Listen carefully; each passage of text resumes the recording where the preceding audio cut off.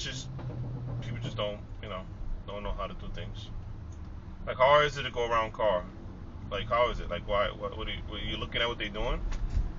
You're like, come on, man. Jesus.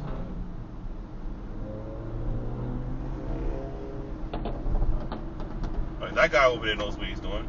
He slows down now, but you accelerate to your highway speeds. There you go. Like that.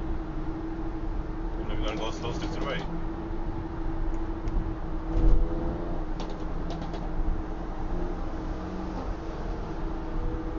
To avoid cars like that going around cars, getting into accidents, you know.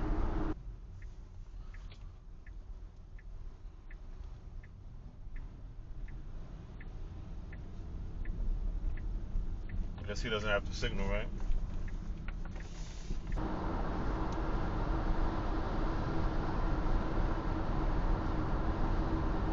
This car don't know what to do.